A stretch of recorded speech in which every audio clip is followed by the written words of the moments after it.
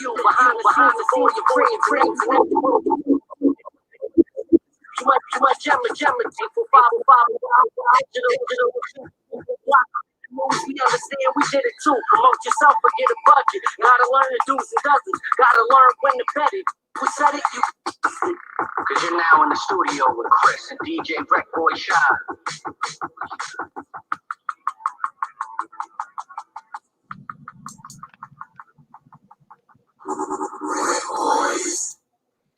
What's good, my people? You already know DJ RecBoys Shot, the homie Chris in the studio, as you already know, with the homie Chris. Hold on, let me get him up on there real quick. We was just chopping it up. What's shaking, homie? How you feeling? Oh man, you already know, bro. Blessed, excited about tonight. You know what I mean? We got the homegirl Gossip Viv coming on from This Is 50 VH1, also a published author. You know, so just excited, you know what I'm saying? For everybody who's watching live, everybody who's gonna watch here thereafter. We normally go Wednesday nights, but Shot, kind of talked me into going 2 times a week. When we have these interviews and shit. So he kind of got what he wanted, sneak attack type shit, you know what I'm saying? So it was kind of dope. Nah, it definitely worked out. But I'm super excited. Like you said, we got the one and only Gossip V in the building. I'm interested to hear about her book and how it is actually for her, doing what she does and interviewing who she interviews. That's more my lane with this interview. Like I really want to pick her brain type of thing, you know what I mean? Because if you think about it, she's kind of like the OG in what we doing, you know what I mean? Like they kind of paved the way to allow us to do what we doing now, you know what I mean? So for me, that's what it's more about. Yeah, I want to, congratulate her on the book, but for me, it's more, to get some insight, you know what I'm saying? So like how and, how did it work out? You know what I mean? What do you think about it now? You know what I mean? And to see her work evolve to what this is now, you know what I mean? For me, that's the big thing. Nah, like I said, I watched a couple of her interviews and it was super dope. So just seeing her work and to actually get down and be able to sit down and interview her, nah, that's super dope. But what else is shaking, my man? What else is cooking up? None. Next week we got Mama Tiff coming on from the hoodies. We got Molly, published author Molly Rainey out of North Carolina. Then a week after that, we got the event. It's crazy. The name keep fucking slipping my mind. I need to write it down. Pandemic pop off, nigga. That's what it is. I say it again. The pandemic pop off. The pandemic pop off. I be preaching to everybody, write shit down. I did not write it down, which is why the shit be slipping my mind because I did not write it down. It's not in front of my face all the time. But I'm really excited about that joint, honestly speaking. You know what I mean? We're gonna let the cat out the bag as far as which artist is actually gonna be involved. So that's gonna be crazy. Shout out to the homie Jay Royal. Jay, what up, man? What's up, man? You ain't been hollering at me? What's happening with you? Yo, hopefully this guy's tuned in too. Jesse, yo, I ain't been dodging you, homie. I've been real busy. You want house calls and shit. I'm not trying to. Who that? Jesse Gambino, man. This nigga is blowing up my fucking phone like you wouldn't even believe it. I'm trying to tell this nigga, like, yo, my nigga, pull up. I'm in the shop 6 days a week. I don't have time to be answering. If you want to call the shop phone. You want to talk to me, call the shop phone. Chris will tell you. My bad. I'm over here sharing it. Y'all can like, share, comment, invite your people. It's gonna be a crazy interview. She should be coming on here shortly. But yeah, I'm excited about the pandemic pop off. You know what I mean? It's gonna be crazy to be able to see these artists, bring these artists to perform live. Like, you know what I mean? Especially what's going on in this day and age, which is the whole idea of the show. These artists can't get out there and go hit the streets and perform and network and stuff like that. So, why not do it here? You know what I mean? All right. Nah, definitely. But since we waiting for Gossip V, so your boy got indicted, huh?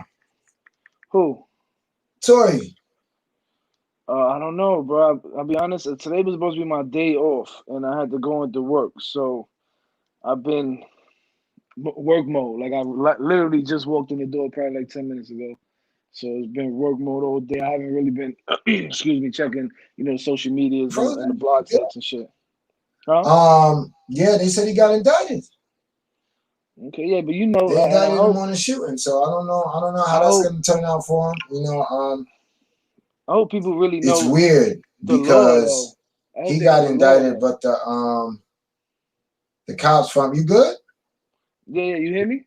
Yeah, I hear you. I hear you. No, what I was saying was, I hope they really know the law, because just because you got indicted don't mean you guilty. Like, you know what I'm saying? So, I mean, we see everybody, the Breonna Taylor case. yeah, but everybody don't be right away. Again, I wasn't on social media, so I don't know the feeling of what everybody was thinking. You know what I mean? But right away, everybody think, oh, indictment. It's fucking. He did it. You know what I'm saying? That's not the case. They still got to go prove their case. You know what I mean? In the court of law. But we see it. We see how it turns out. I'm gonna definitely go check it out. You know what I mean? Read a couple blogs, see what they're talking about. But I don't know, man. Honestly, the whole thing to me seemed crazy. You know what I mean? It was kind of hard to believe, but it's not for me to believe. You know what I mean? It's just for me to hear the truth when it comes out. Nah, absolutely. Shout out to the homie James Campos, Jose Campos. He just liked the show. That's what I'm talking about. If you You tune got in, Riz Gang in the building. Riz You got Gang in you the got building. Riz Gang in the I think building. Priscilla just put out some new music too, huh? Who? Priscilla. Oh wow. Now Yo, you are nah, out. I could barely hear you. It went in and out for a minute. Yeah, Oh, nah, all right, my bad, my bad. she put out a preview to a joint. She's been working real hard. She just was featured on a magazine out in Tampa. So salute to her for that. You know what I mean? For the hard work she's putting in. The Nah, grind don't stop. So yeah, actually she got a joint right now on all the streaming platforms. So go check it out. But damn, what's the name of it? I actually got the joint in my phone. Um is it uh, Butterfly? Butterflies, right. There you go, Butterflies. There you go. We premiered it here actually. I don't know. We might have to run that back. We might have to run that back sometime.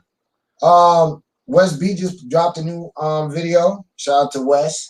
We're gonna be playing that next Wednesday. Yo, check this out. If you missed Wednesday's show, it will be airing tomorrow night. Blaze 'em Up Radio, 8 p.m. Tune in. All right. They actually What up? missed it. Shout They out to actually missed it. my sister just said what up. What up, They missed Rafi? it. What's happening? They missed it last night too, because they replayed last night on Oh yeah, RWS that's right. Radio. It's Friday. So Yeah. for everybody who's tuned in, we now air 3 times in 1 week, 3 different platforms. So you can catch us Wednesday nights live right here on In the Studio with the RecBoys Facebook page, or you can catch us on YouTube In the Studio with the RecBoys live Wednesday night 7 p.m. The show will re-air Thursday on RWS Radio, and then it will also re-air Saturday night 8 p.m. on Blaze 'em Up Radio. So, it's a dope opportunity for the artists. It's a dope opportunity for us. You know what I mean? It's definitely a blessing to be able to bring the show to you guys 3 times in 1 week, and it's definitely a blessing to be able to have whoever we have involved in the show to be heard and seen 3 times in 1 week on 3 different platforms. Actually, it's 4 different platforms if you think about YouTube. So, it's definitely a blessing. That's another thing that me and Sha have been working very diligently, very hard. Let's just put it like that. I'm over here trying to say big words and shit. But Um, yeah, we working real hard on that to try to bring it to different angles so y'all can see and hear, and the artists who's involved, producers, actors, models. My bad if I'm looking away. I'm sharing the show as y'all should be doing as well. But yeah, so y'all can be heard and be seen. Giovanni, what up, homie? I ain't seen you in a while, man. Pull up. Pull up. Show a brother some love. Come holler at me. Yo, what the fuck I want to talk to you about? There was something that was on my mind. That Akira, what up? What up? What up? Yo, man, we getting all types of different viewers tonight. That's dope. That's super dope. So, It's crazy with a different night. You get different what you call it, like different people. Because some people might be working that Wednesday night. They can't catch it. They catch the replay. You know Friday what I too. mean? People just got done eating or about to go out to eat. So, I know they ain't getting ready for no clubs. So that's a dub, So Hopefully they that what shit up? is still closed down in New York. The clubs and all that still closed down in New York. Yeah, dude, they just barely got they got Nelly's open up here. So Yeah. Nah, I know the bars and shit is open. I'm saying the clubs is open. Oh, I don't think. closed up there. Yeah, yo, listen. It's funny that you say that. I think Jay-Z's is open. Well, it's a bar, so I mean, same shit. But I don't think Jay nothing is open up. Jay-Z's. Yeah, they got a Jay-Z's in Middletown. That's Oh, where okay. shout out. Jay-Z or JD? No, there's JD's and then there's Jay-Z's. Oh, So word. Okay. well, there See, I'm out was the, I'm out the loop. I ain't out there no more, so I'm out the loop. Dash. What up? The homie Dash Burnett is in the building. Yo, listen. Hold on, real quick. All the producers, Dash, Tech, Justo, I just sent y'all a message. I know y'all hit me back.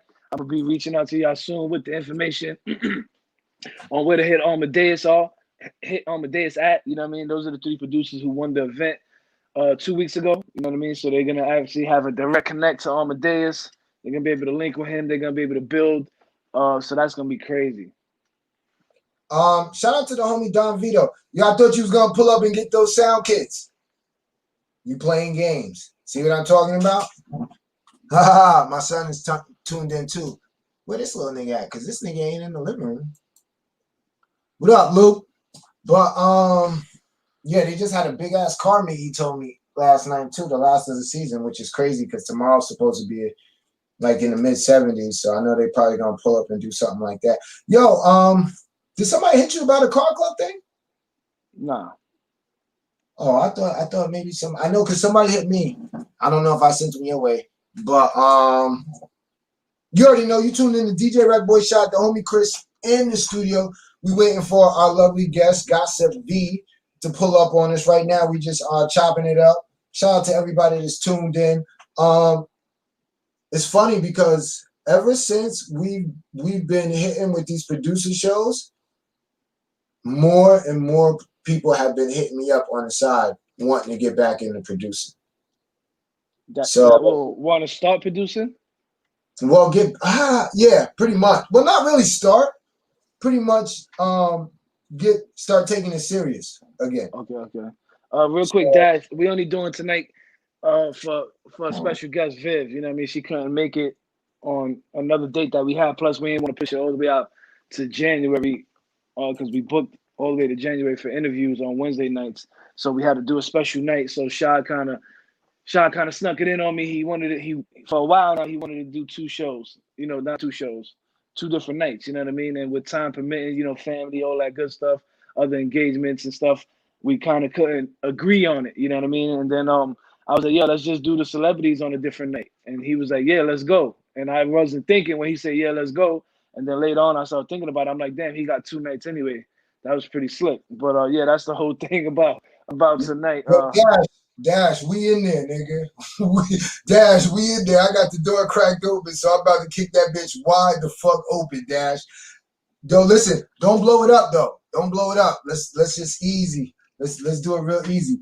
But I think, and let's get into that. I think there's a lot of creativity. There's a lot of talent out there. There's a lot of stuff that should get out to the people. I think we deal with a lot of people who have a lot of interesting stories, have a lot of interesting views on things, and I think it would work if the people could actually, you know, get it out in front of our audience. I think a lot of people will be intrigued by some of the people that we speak to on the back end of what we do over here.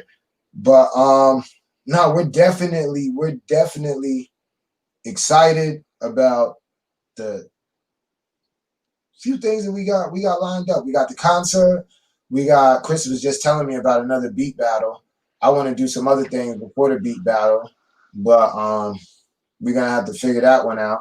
We're gonna have to go back. We might kill 2 birds with 1 stone there. You know what I mean? We do the beat battle and do what you're talking about all in one night. Kill 2 birds with 1 stone. We just gotta iron out some details. So we will be reaching out to some more. We will be looking for more producers. We got a couple who already submitted for the last one that didn't make it because we already had 4 winners from the previous one.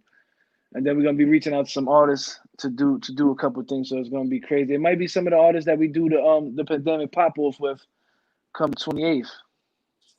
Yeah, it's funny that you say that because we're trying to do something. Then there's somebody else well, there's a few people on the outskirts who are also trying to do something with the audience that we have. So it's dope that so many people are interested in the talent that we're bringing to the forefront. You get what I'm Yeah. saying? Because, go Actually, ahead. let's touch on that a little bit. So we've been in contact with Fam in the Beat. Shout out Fam in the Beat, Who's Magazine. Shout out Jimmy Kendrick's been in touch with both of them. They actually want to do something with us where, you know, so far, all right, let me just be frank and honest with y'all because we kind of didn't tell y'all. So the artists that we bringing on for the pandemic pop off the 28th, it's kind of like to not, I wouldn't say test the waters, but it's kind of like to prove the concept to the two guys that I just said. You know what I'm saying? So when we prove this concept to them, which is something that they're very interested in, you know what I mean? We're gonna be working with them very closely to do more or something like that, but to bring opportunities for the artists, just like we did for the producers. So if you know what I mean, if Shy reached out to you and you had any questions, any concerns, that's the reason of doing it. You know what I mean? If you don't want to do it, that's fine, that's cool. You know what I mean? It's your choice, but just know that there's a reason for it. Like we're looking ahead to try to bring you guys opportunity as well, not just the producers. You know what I mean? Because we understand that it takes both of those talents together. You know what I mean? Plus other talents to make this music. You know what I mean? So definitely take advantage of it. So when we start doing this, there's gonna be awards for the artists as well, just how there was for the producers. Yo, Carlton, what up? What up, bro? My son be snapping too. My son is moonwalking. Yo, real talk, there's a few of y'all niggas out there in the 845 that's moonwalking on shit right now. And I'm just like talking about just straight floating. Dash, Bro Dollar. Yo, listen, shout out to the homie Benny B. Yo, I definitely gotta get his info. Cause I think I like that kid. I like that kid. Scope, snapping. Brav. You know what's funny about Brav? Brav been had my email on fire too. Since like the early summer, he had my shit on fire. K Killy got some joints in there. JL Royal was steaming for a little bit. He started fucking Nah, with me. nah, nah. That's the thing. That's the thing with Jay Royer too. He's very consistent. So don't think he's not working. He probably behind the Oh scenes no, I getting know he ready working. I'm to just drop saying he to fizzled drop out a something. little bit. It's about time for my shit to start blinging off with new music anyway. But shout out to everybody that sends me music, sends us music. We definitely appreciate it. Yo, listen, we bump y'all shit too. Don't act like we don't, we don't play it. We listen to everything, everything that's played, everything that's sent to us, we listen to and we share it. We might not share it all on Facebook because we don't know exactly how everybody feels about it being shared, like that. But I play all the music that I get in my email. I play in the barbershop. So somebody's listening to it. So like I said, once again, shout out to all those artists. Shout out to those artists that are actually gonna participate in the pandemic pop off. If you know somebody who wasn't in a group, add them. That niggas know what the dates and the deadlines is. We ain't got to go back and forth with none of this bullshit. Everybody that's invited knows. Go back. I'm not deleting nothing. Any other questions? Hit us. But Now, no. yeah. What's crazy is I'm really excited about that pandemic pop up because I'm really intrigued to see. Oh, she said the link is not working. Hold on. My bad. My bad. Go ahead, Shot, because I'm gonna message it real quick. Go ahead. No, do you? But like the homie was saying, it's gonna be a hell of an opportunity, and we got eyes on it. So you guys might want to actually focus up, get creative, do what you got to do. Remember what the rules are too. So don't send me no 10-minute sets because I'm cutting that shit off when the time is up. But make sure you guys get people to tune in. They're looking for people who also have a following too. So, and it's that day and age. I think you put up a post about numbers and somebody commented that T.I. only looks at artists who have a following on YouTube. Yeah, So that's the crazy part. That I put the question up on the page too, and I also shared it to my personal page. So we kind of touched on it. Shout out Noetic. We kind of touched on it Wednesday when we had him on the show, and actually his videos on YouTube right now. Go check that out. 101 featuring Noetic. But we kind of touched on that because in today's era, it's all about numbers, right? So as artists, producers, and shit, you're not hot unless your numbers are hitting these big numbers. You know what I'm saying? So people ain't giving you the looks. So I asked the question was in layman's terms. I said, "Yo, so how do you feel if you're dumb talented but you're not getting the looks as an independent entity?" You know what I mean? How do you feel about that? You know what I mean? How does it make you feel? Some people said that it don't bother them. Some people say, yo, that's trash. And my question to the ones who said don't bother them, um, how does that affect you reaching where you trying to get? You know what I mean? The plateau. She said we might have to do a phone interview, so we might have to do that. We'll see how that turns out. Just let me know if you see her in there. Yeah, no. Hopefully, I mean, do you want me to resend you the link? Nah, I got the link. I sent her the link already. All right. The thing is, it gets a little confusing for people who have been on the show. It's a little confusing. You gotta grab the link, take it to, you know what I mean. You gotta do a couple of different Open steps in to your it. web browser, yeah. Yeah. Different with different phone services, iOS's, whatever, iOS's. But yo, check this out, right? I don't think it's necessarily a bad thing by looking at numbers. They've always looked at numbers. Numbers have always played a part. Now, yeah, it plays a part in your sales, but now they're not giving you a Nah, look. it plays a part. No. Back in the day, now Let me break it this down. way, Can I break it this down? way. Yeah, hold on, but this way you're wrong because back in the day it wasn't yo. You got to get a million numbers for me to sign you to a contract. That's not how No, this all started. All right, I'm gonna break it down to you how they looked at numbers. When them niggas showed up and them little smoke halls or wherever motherfuckers was performing at, and the shit is packed, that's how they know, okay, I can fuck with this one. Those are the numbers that they're looking at. Now the only difference is that the numbers are centralized in one area. Back in the day, they actually had to go to the clubs and see what was hot, who was packing the crowd, who hyped the crowd. It's all on numbers. It's all on numbers. It's all on numbers. I remember back in the day when Foxy Brown was first. She wasn't first signed to Jay-Z. She was signed with somebody else, and they actually dropped her from her label. And then I don't want to say her A&R, but like her management team had to kind of like reinvent it with a different name and kind of figure out a different angle on how to come in. And because she came in on that rah shit, right? You know what I mean? And you had the Brat doing her thing at that time. You have different female artists who had their own lane and their own thing. You know what I mean? So once they figured out, yo, let's start doing the sexy girl thing, but with the with the twist on it. That's how she found her lane. It wasn't a numbers thing because nobody didn't know Foxy Brown. You know what I mean? As an A&R, you seen these artists, you watch them perform, and you believed in them, and then you bring them to the label. It wasn't, yo, these guys got a dope ass following, but he's trash, so let me sign him. That's how it is now. You know what I mean? Yo, this guy's trash. Well, see, you know what it is though? But he's doing 1 million views, so let me sign him. That's how it is now. You guys didn't have dope ass followings because what did they tell you? The way to get love in New York is what? You got to go down south and work your way up, right? No, I don't know.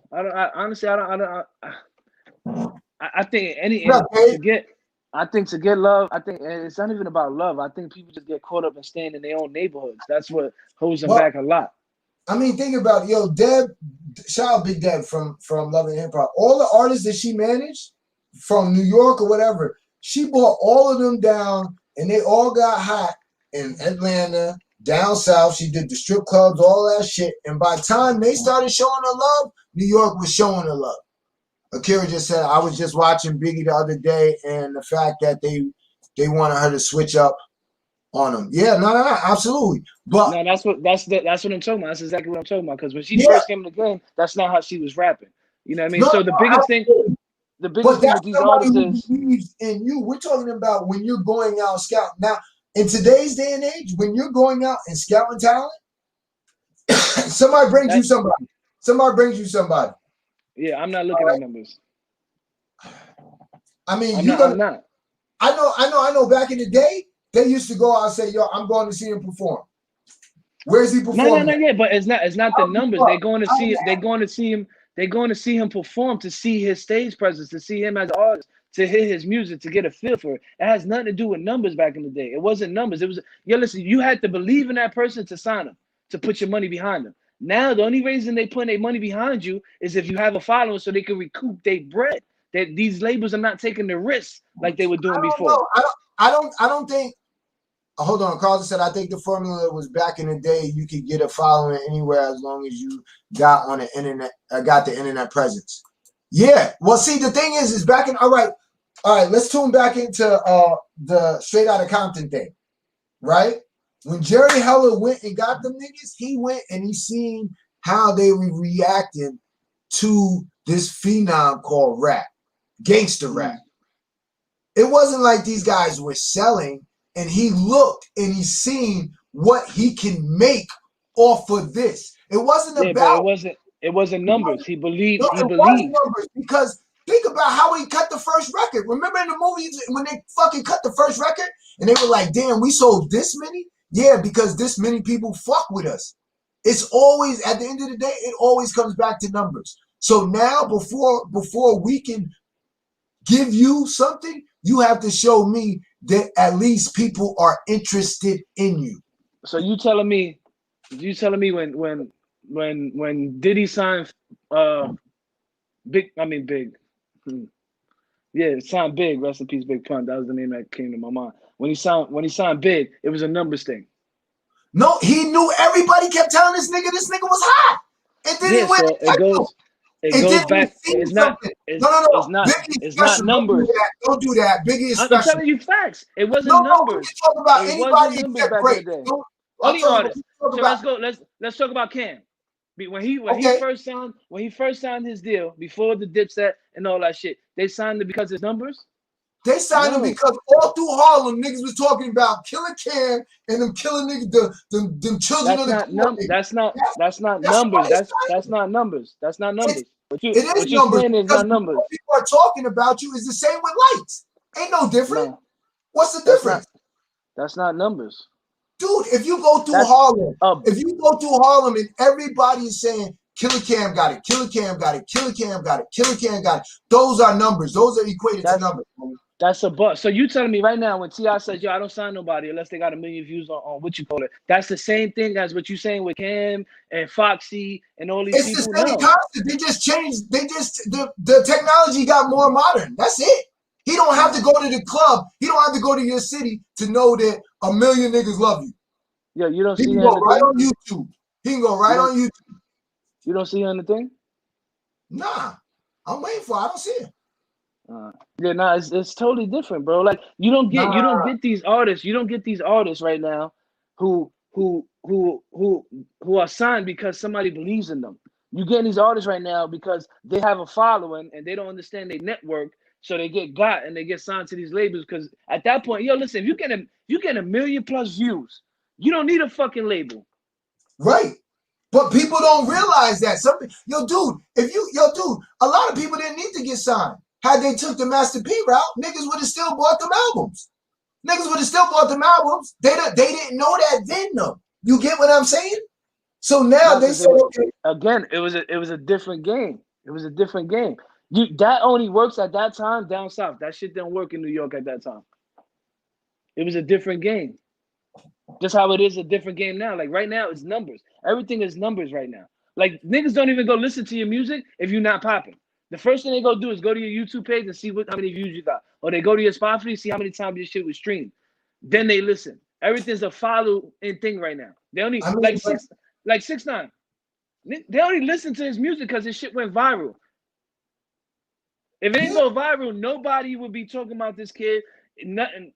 Everything he's done wouldn't be relevant. Who else? What I'm saying is, all right, check it out. Another example. Shine. When Puff signed Shine.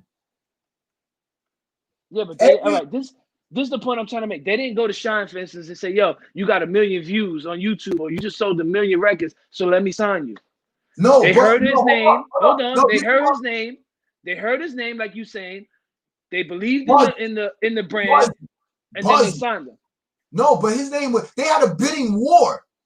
Right. There was a bidding war for him. So now everybody is hearing this guy's name. So now maybe you're not understanding. Maybe not understanding the question. When I'm talking about numbers, I'm talking about likes. I'm talking about views on your shit. That's the numbers I'm talking about. I'm not talking about how many people come and tell you this guy's hot. I'm not talking about that. I What I'm mean, talking bro, about is right now you're only getting a look if you have 1,000,000 views on YouTube. You're only getting a look if you have 1,000 followers on social media. That's the likes I'm talking about. Maybe you okay, get confused with that. listen, Puff ain't gonna sign somebody that two people say is hot, but everywhere he goes, somebody's telling him it's hot. It's the same concept, homie. No, it's not the same concept. It is, because It's everywhere not. you go, everybody's liking this person. Everybody's hearting this person. Everybody's loving this guy's music. Everybody's saying, "Yo, he should be signed." That's the same So thing. Is with before, this is why it's not, because before you only had access to your neighborhood, to where you were at. Now you have the world via the social media. This is where it's different. This is where the numbers come into play now. I could post something right now and I can hit Canada, Australia, Africa, China, all that shit. I said Before it was just your neighborhood. You might have went to fucking your local bar. You might have went to Manhattan because that was the biggest thing in New York at the time. Yo, I gotta go perform in Manhattan. I gotta go over here. I gotta rub this shit. I gotta try to make it to the Apollo. That was the biggest shit in New York at that time. Apollo and shit like that. You go there, that should know that was the likes of Facebook and Instagram and all that back in the day. That was the likes back in the day. You make it to Apollo, you got views. That's how Fat Joe became Fat Joe, was through the Apollo. That's how a lot of these artists that these guys know today was through the Apollo. It had nothing to do with likes. You grinded, people knew you, you got to these places, then people got to see you, and either they believed in you, so they wanted to put some money behind you to sign you, or they was like, I'm not fucking with you. Now, they only fucking with you by a like on social media. That's the question I'm asking. Yeah, but what I'm saying is, you don't think whoever is getting those million likes, they not working? It's listen. I know, because you could buy likes. You could go to YouTube right now, Facebook, and buy likes. And you can tell what likes are bought. No. The only time you could tell is if you're paying attention to, yo, this dude got 50,000 likes, but he got 2 comments. You got to really pay attention to it. A normal person, because I know artists right now put videos out. Oh, they're getting million views, 250,000 views. And I'm like, how the fuck? I go look, and I see his man is the only one who commented. But the perception to the normal person who don't go, and we talk about this all the time, but I'm like, yo, you can put a link up, and how many people can actually go click that link to take them somewhere else? Everything needs to be right in front of people's face these days. So the perception of the person who hits that link and they go and they see that number, like right now I'm looking on In the Studio page and I see we touched 18,000 people, right? Just last week, just Wednesday, right? The perception of somebody who sees that, if I show them that, they be like, yo, y'all popping. The number's crazy. But that's not it. That's just the perception of the number. I get that. But you know and I know, if we're gonna sign a nigga to $1 million a contract, we gonna figure out if this nigga views is fake or not. It's just like T.I. or anybody else. They're gonna figure out. Yeah, but that's what gets me. If it's that's fake, what I don't like. But that's what I'm saying. That's what I don't like. If it takes me to look at them and see the views as to me saying, yo, this guy's talented, that's the difference, right? That's the whole point of the question. You have you have some talented. Look at the artists you just named, the producers you just named, the producers we had on the show, the artists we had on the show. Dope producers, dope artists. They're not getting the looks that they should be getting because their fucking numbers ain't right. That's sad. They're talented as fuck. Their talent should drive them to where they got to go. They're performing. They're going places. People, in their neighborhoods, people are following them. You know what I'm saying? They're getting likes that everybody's looking at. You know what I'm saying? But they're not getting the just due because the numbers that the power to be are looking at ain't there. That's what I'm talking about. So why aren't the numbers there? That's not the question I asked. What I'm asking is, does it bother you as I don't know the answer to that because I don't know what they're putting in marketing wise. Me personally, I don't think it's a bad thing that if they solely look at numbers, then that's some fuckboy shit. And I don't think anybody, me personally, I'm just giving my opinion. I don't think nobody has been successful signing people just by the numbers. Yeah, but that's the thing. They're not looking to be successful. We're in the world of singles now. I don't. Are people paying attention? Like they're signing people right now for singles. Like Jim Jones. Jim Jones put the other day. Actually, just spoke to his manager the other day. They had this girl who did a remix of some song, just fucking around in the house. Like I tell artists all the time, put your camera on, record yourself, do your shit, put it up, and see what happens. This girl went viral, right? You know, Jim Jones, his man told me Jim want to sign her right now for a single. I'm like, if Shorty does it, she's stupid. He's like, nah, yo, that's crazy. You say, I'm like, she's stupid. She don't need you at this point. This bitch 2 million views on just a video that she just put out there. Yeah. What you mean? You know what? Not just by numbers. Hang on, He let me says, read that again. so how do you explain Blueface? I Blueface explained Blueface because Wack believes in him. That's different. He believed in him. That's different. Wack cold-heartedly believes in this kid. And by him, listen, and that's the crazy part. For the people who ain't artists, who ain't producers, who ain't what you call it, when your man is nice, or you believe, I ain't even gonna say nice because Blueface ain't nice, but when your people around you, you believe in them. When you believe in somebody, you push them. You put them to the forefront. You know what I mean? So half of these artists who are dope as fuck, but ain't getting to the next level, it might be because of the people around them. Because they're not pushing them to the forefront. You know what I mean? Somebody's asking them, yo, what you listening to? And they listen to some mainstream artists instead of they men. Or So what happens when you got a situation like Wack, and he's pushing a nigga who we obviously think ain't nice?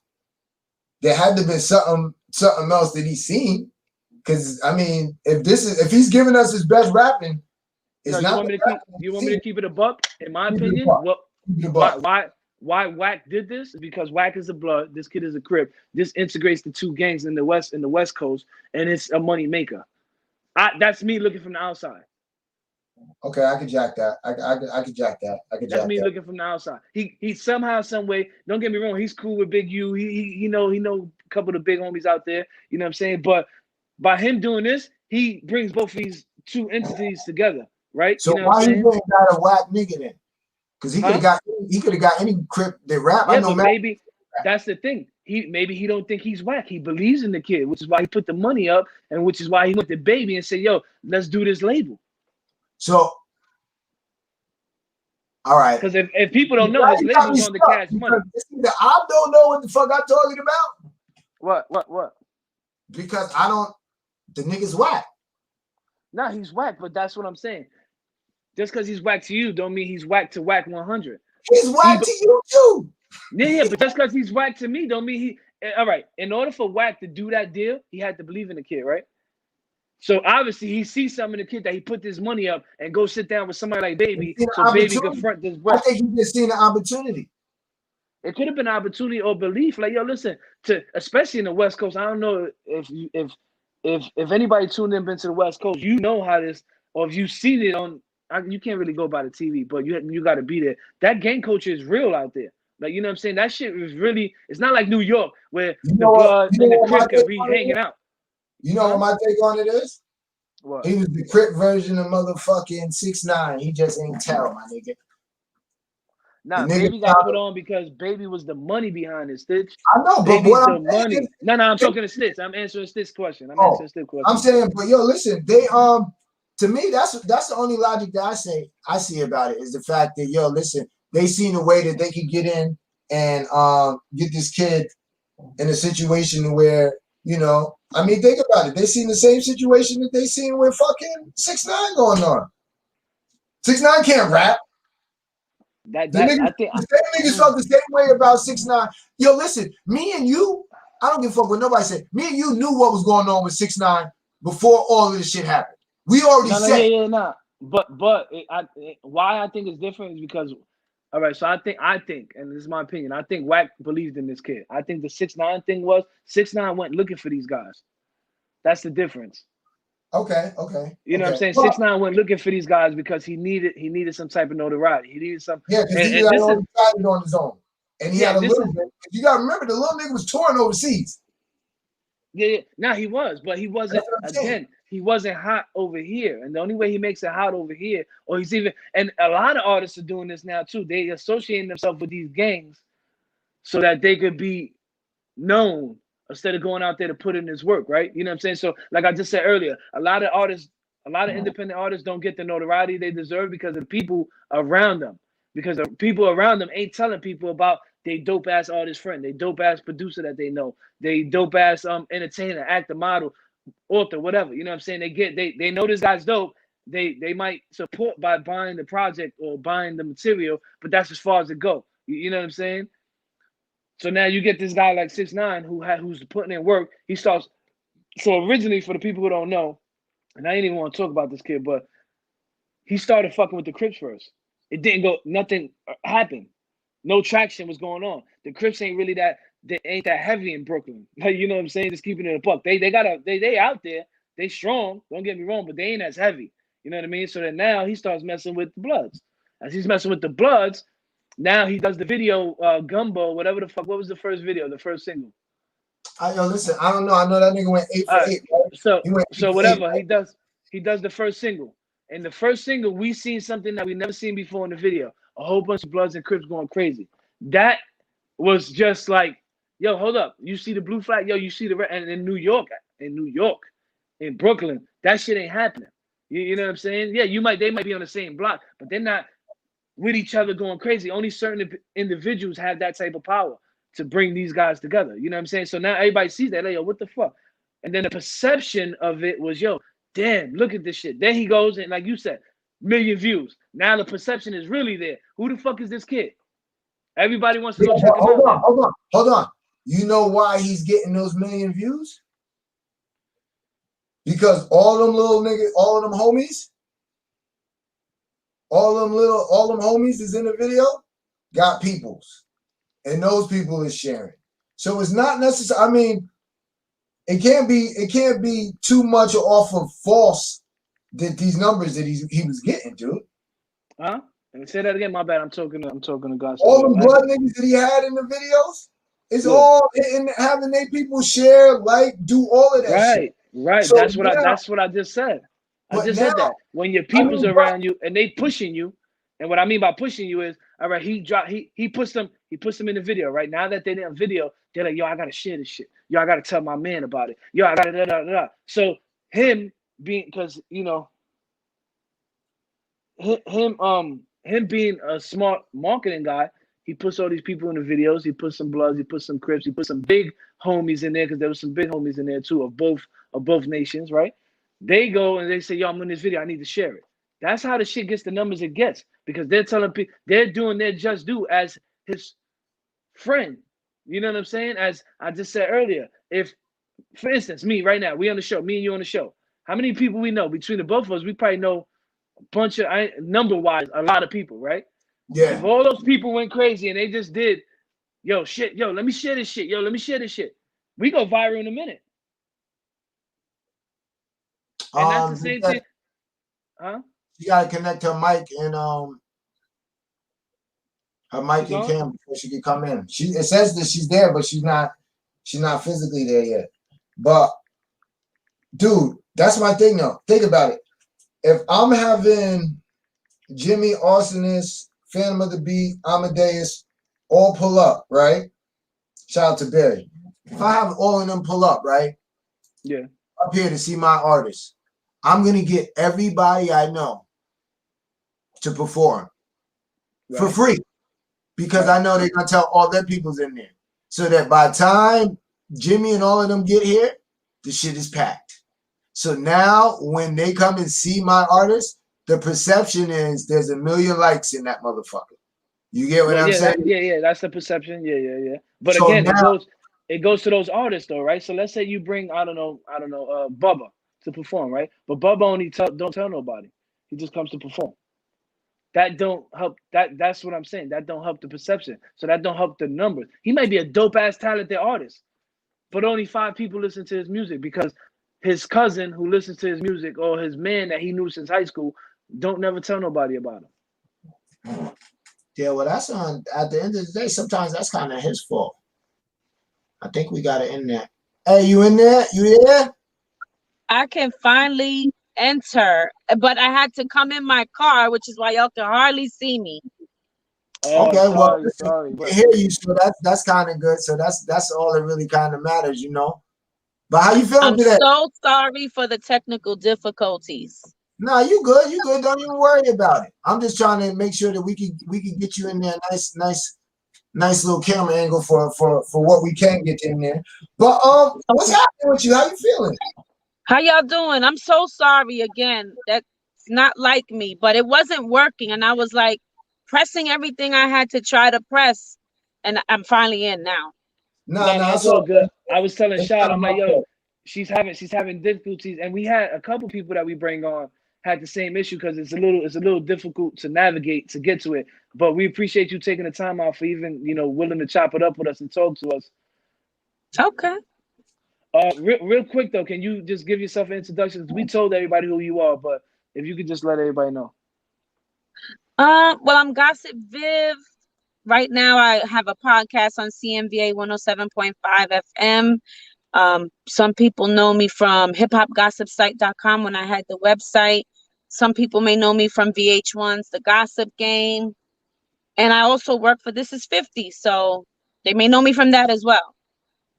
Dope, dope. Nice, Real nice. quick, I just want to pay my homage because I was telling Shy earlier. I'm like, it's people like you who paved the way for us to be able to do what we're doing now. So I got to salute to you because if you guys didn't put in the work that you guys did, we wouldn't be able to do what we're doing now. So I want to say thank you.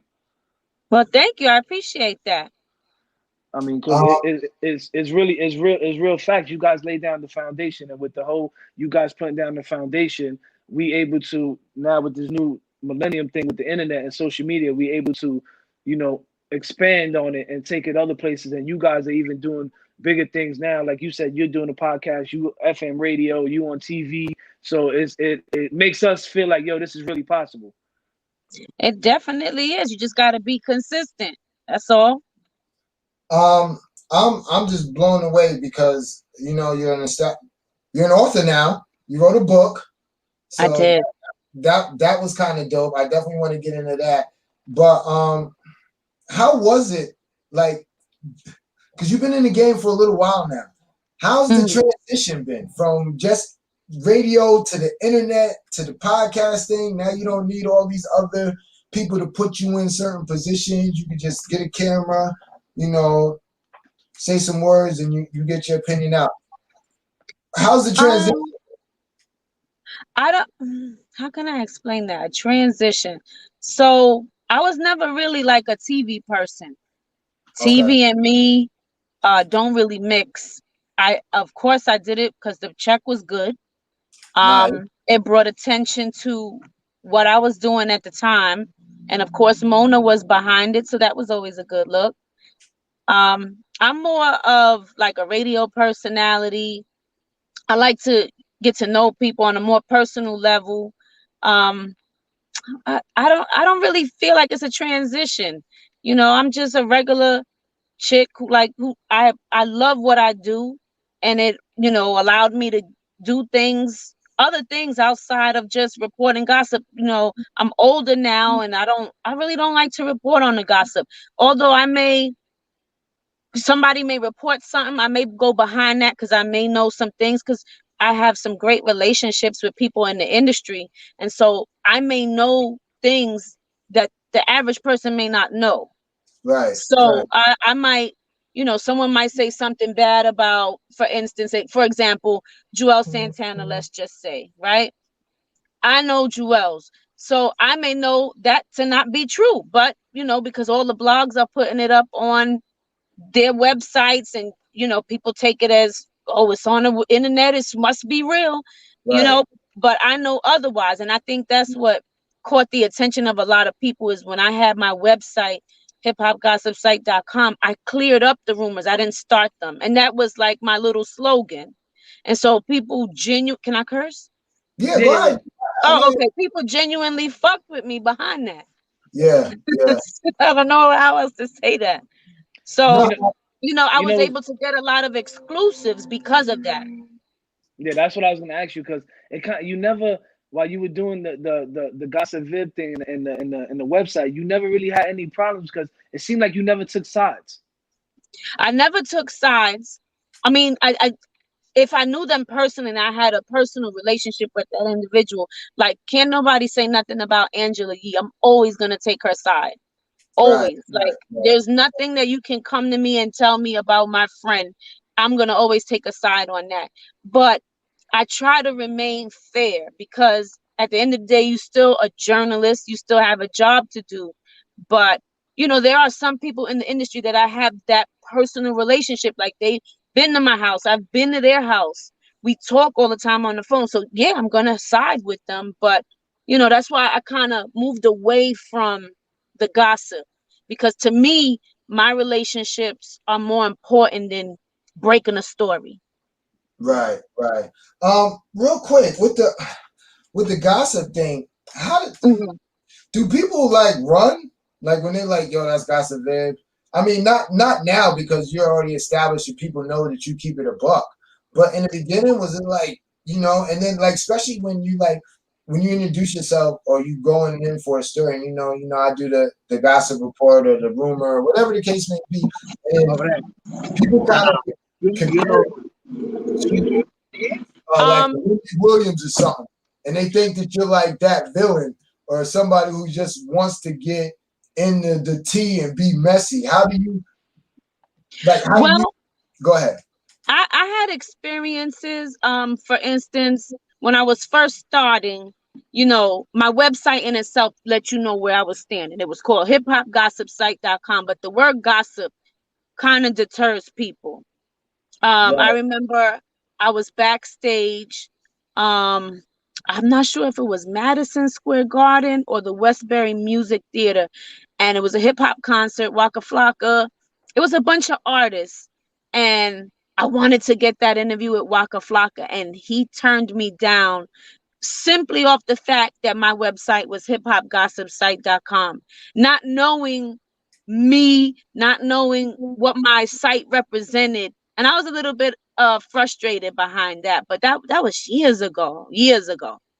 Yeah. Well, like I said, you're people know now. You know, people Right, understand it. But I mean, but that's got to be hard just trying to even get interviews, and it's like you know people. So even the fact that you know people is still like, yeah, that's your homegirl, but I'm good. That's kind of that's like I mean, just thinking about it when I tell people, you know, we had you on the show, and people were like, yeah, but she gossip, and I'm like, first of all, go check it out, go check her out, first of all, and I'm like, right, second of all, like, yeah, that's that's just a title, like she's right. more than that, like you don't And understand. Angela Yee gave me that name. Not many Wow, people know that. Angela Yee gave me that name. wow, You know what's crazy? Honestly, the name should be intriguing itself because when you hear the name, for me, that's what made me click the link years ago. Because I'm like, gossip, like why? Like what's she talking about? Then I click and I'm like, damn, this ain't it at all. Like it really gravitated me to click the link. So you would think that would be the reason for people to click the link anyway. Was damn, what's she talking about? You know what I mean? Then when actually you go Right, into it, you're like, damn, that's not really it. You know what I mean? She's giving you news, she's giving you entertainment, and she's letting you decide what it is. What right. you make your opinion on it. You know what I'm saying? Hmm. So Well, let's you get know, let go ahead, my bad. no, I was just gonna say, you know, people have their own uh interpretations of who I am. You know, one person might have met me on a positive note, another person might have met me on a negative note. You know what I'm saying? Believe them both, because you, however you, yeah, no, real however talk, you catch me, real is how talk, you catch me, real huh? talk, Right. real talk, real talk. I definitely dig that. So real quick for all you know, because basically the whole thing of this show is to to help promote independency. You know what I mean? We like to bring on celebrities. We had quite a few celebrities come on already to empower the independent grinders we call them. And we're talking to the artists, the producers, actors, models, authors, dancers, whatever. What advice can you give them? Because everybody starts somewhere, right? And then now you Right. actually you're there, and I'm sure you have bigger goals that you're trying to achieve. So what advice can you give them while they're chasing these dreams and these goals that they have? My advice has always been to stay consistent and don't switch up, Right. because people will know you for that. You know, you start switching up and doing different things, you know, people are not really good with change. As much as people say, yeah, I like change, this, that, and the third, a lot of people don't like change. So to me, what's always worked for me is being consistent. And I mean, I can't stress that enough. Nice, nice. Like, look, like it's like a basketball player. You know what I'm saying? And then all of a sudden they want to be a rapper. A lot of people don't gravitate toward that. It's like, stick to playing ball. Like, stop. You know what Right, I mean? right, right. Yeah. Um, how was it? How? What made you want to write a book? What made me want to write a book is I mean, you could see it now every day. The LGBTQ is everywhere. You know Right, what I'm saying? And although I don't agree with everything that's going on, I have to respect it. right, right, You know right, what I'm saying? I said this when I was on the Breakfast Club. I'm Muslim. I have my own beliefs. I was raised a certain way. So again, I don't accept everything, but I respect it. And there's always a difference because everybody's like, oh, you got to accept, you got to accept. No, I don't have to accept anything, but right, I can respect it, and I can be a grown individual and knowing you don't have to be disrespectful. Everybody, no matter what they are, deserves respect, period. Unless they do something to you that deserves your disrespect. That's how I was raised. absolutely. So, you know what I'm saying? I just feel like a lot of Mm. parents dealt with a struggle very similar to mine. You understand what I'm saying? And Right, I felt like I could help some people because, you know, a lot of people that, you know, they abuse their kids. They want their kids to be, you know, when you have kids, you have in your mind how you want to raise them, what you want them to be, the schools you're going to put them in, the extracurricular activities you're going to have them doing. So you already have this thing in your mind of what you want, where, how you want your kids to be. You know, you want them maybe to be a doctor or whatever it is. You right, know, and when they grow up and they become an individual, their ideas and your ideas are not going to always be in sync. right. You know what I'm saying? Because now they're an individual and they have their own ideologies and their way of thinking and things that they like that you may not even fuck with. You understand? So Mm. Yeah. I had to get a hold of myself and really be like, yo, this is not about you. This person is of age. My child can do what they want to do on their own time because they of that age. Mm. And again, I don't accept a lot of things, but I respect it. So Yeah. my book was written in a way for you to see my struggle and how I dealt with it, and hopefully it can help someone in a similar position. That's the intent that I wrote my book on. It wasn't to promote an agenda or anything like that. It was just to help somebody that maybe may have felt the same way I did. Did Like, it? Mm. what, where, like, you know what I'm saying? Because for a minute I felt like, yo, what did I do wrong? That's what I was Where gonna. where did I go wrong? Like, did it help you? Because that's the because my wife wants to write a book and she has memoirs and stuff. And once I told her that you had wrote a book and I told her the premise of it, and it's always like you said, you always have this thought of what you think your kids are gonna be and what you Mm-hmm. are gonna be. And then just having the thought, period. Like, what if? And then to have to have that conversation or have to deal with that through life. It's like I just wanted to know, like, yo, listen, like soon as he said he got you, and I did my research, I'm like, yo, really? Like she wow. And then like and when we were talking about the interview, he was like, she just asked it, we be respectful. And I'm like, damn, what? And then when I read the book, when I went and looked and I seen it, I was like, a motherfucker would have to be some real derelict to go there with you about the book. You get what I'm saying? Mm-hmm. But, it touched Yeah, me but because this is it real. probably happens. It probably happens all too often, which is sad. No, no, You know what I no, mean? because like And you said, people probably judge and think that Yeah. she's advocating for a certain thing. I And mean, Mm-hmm. whether she is or she's not, what she just showed the whole world is stand by your kid. Like, you know what I'm saying? And that's yeah, what I got yeah, from the whole thing is, and that's the dope part about it. Because like you said, a lot of parents, like I have it even in my family. I have a couple cousins who made those decisions, and they parents disowned them. You know what I mean? And then Right. now they ended up living on the street and being in shelters. And you looking at it and you're like, yo, what? They're still human at the end of the day. And just right, because they don't understand it or they can't, like you said, they don't gotta accept it. They just gotta respect it because at the end of the day, that's all we want from people. We want to just be respected. We want to be, you know what I mean, cared for. So for you to be able to come to that in your mind and in your heart, That's where it's dope because you just taught your kids the most valuable lesson that they could be taught. Right. And also I feel like at the end of the day, they have it hard enough. You understand what I'm saying? They Absolutely. have their own daily struggles. Hold on, somebody. All right. So, That's they good. have their daily struggles. They deal with enough with people saying shit. And I get it. I get it. People say shit about me. I get it. So Right. why make it difficult when it's time for you to come home? Why make it difficult? When you come home, you're supposed to be free. You're supposed Well, to be relaxed. That's a place of comfort. And right. you know what I'm saying? Like nobody wants to come home to bullshit. Right. So I had to get over. My book is basically showing you I had to get over myself. Right. And See, okay, that's you understand what I'm saying? nice. Like But sometimes it be us. It no, be us. Hmm. Like, it's funny. It's funny because I was talking to my coworker and he's Muslim, and I was telling him, "Yo, I'm excited about this interview," and I skip right past the gossip shit. I'm like, "Yo, listen, she's an author and she's a parent, and I'm a parent. I have stepkids, and I'm working on all this stuff. Like being a parent is one of the dopest things I can ever do in my life, and it's a learning process.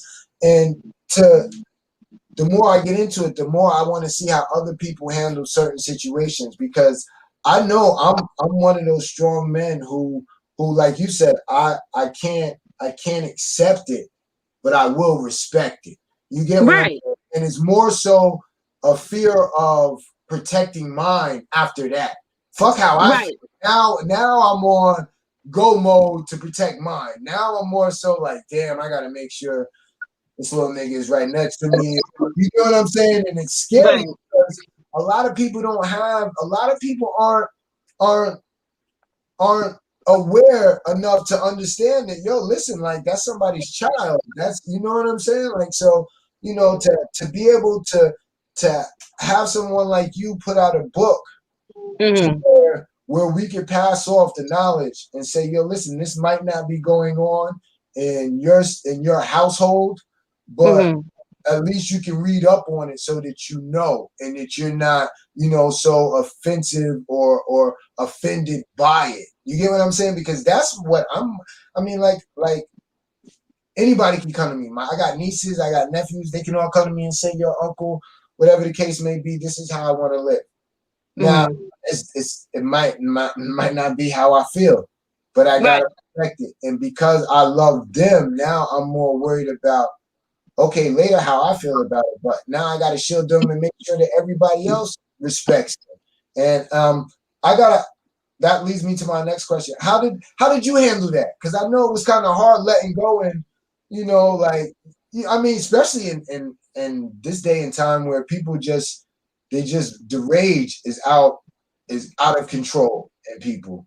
So um, well, I mean, if you watch the Gossip Game, you see that of all things, regardless of what I do, one thing I don't do is play about my kids. right, And on the show, uh, someone who I had considered a friend at one point in time in my life had said something disrespectful about my child and their sexuality. And that's one thing I don't play about because I right, will come for you. My thing has always been is don't let this shit industry fool you. Like right, at the end of the day, like understand who my child's father is. A lot of, I don't speak about him in the book. I never say his name. I never give any identity. You have to know me personally to right, know who my kid's father is. right, Otherwise, you're never gonna know. And I wrote the book specifically in a way where he can never come after me and try to sue me or because our relationship has never been a good one. I haven't spoken to that man, and my oldest child is 28 now, so I haven't spoken to him maybe in 20 years. sheesh, You know what I'm saying? Like we don't. Most people you have kids by, you keep communication because y'all got a kid together. Y'all created a life. No, not over here. And he used to roll with a lot of people who are in the industry. You Right. know, Max B, French Montana, and so because of who he was, I keep his identity out of whatever it is. You know, he didn't help me. There's no need to help me now. There's no need for people to know who you are. You don't deserve that shine. Yeah. Period. I just Yeah. speak about where I was at a certain time in my life. He was a part of it. Um, you know what I'm saying? So I don't play about my kids.